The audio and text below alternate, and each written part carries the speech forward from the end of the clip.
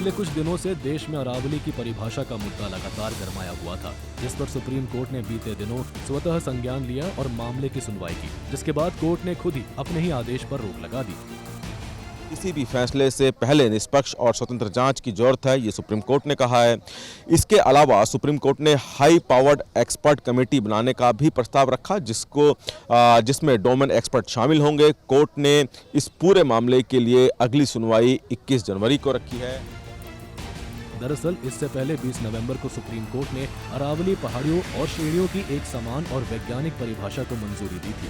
साथ ही दिल्ली, हरियाणा, राजस्थान और गुजरात में फैले अरावली क्षेत्र में विशेषज्ञों की रिपोर्ट आने तक नई खनन लीज देने पर रोक लगा दी थी।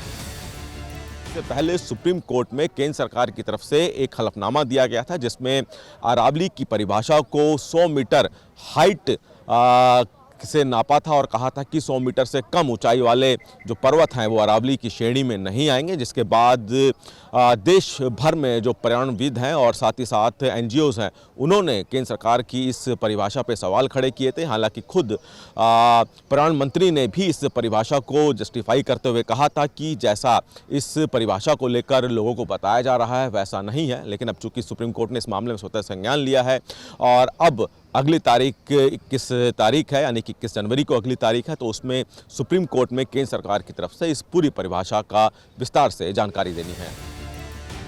आपको बता दें कि हरियाणा के कृषि मंत्री श्याम सिंह राणा ने सुप्रीम कोर्ट के फैसले का स्वागत किया है और इसे ऐतिहासिक बताया है कि उस पे सुप्रीम कोर्ट का फैसला जो है उसका तो हम सब सम्मान करते हैं।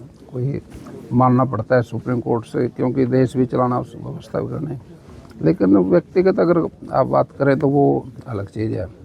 अरावली तो अरावली है, अरावली के लाभ ही लाभ है, नुकसान तो कुछ नहीं है।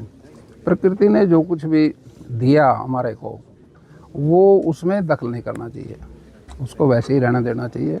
अरावली नाम है, उसकी हाइट थोड़ी है, ज़्यादा है, अरावली है वो, और उससे दिल्ली सेफ है। अगर ये पहाड़ पर्वत दरिया अगर ना हो तो फिर बड़ी दिक्कत आएगी जीवन के व्यतीत करने में भी। बड़ी हवा भी रोकता है, रेत भी रोकता है, और पहाड़ों में जो बारिश होती है पानी का भी स्टोरेज होता है, वो धीरे धीरे रस रस के खेतों में आता है। इसलिए इसके तो लाभ ही लाभ है। चलो इसमें पक्ष की बात नहीं है। जब पहाड़ नहीं रहेंगे तो रेगिस्तान नहीं बनता है। फिर इसमें जो भी पक्ष वाली बात नहीं है, ये तो अवस्था की बात है, क्योंकि पर्वत हमारे लिए एक किस्म की जीवन रेखा है देश के लिए। गौरतलब है कि अब सुप्रीम कोर्ट 21 जनवरी को मामले की सुनवाई करेगा।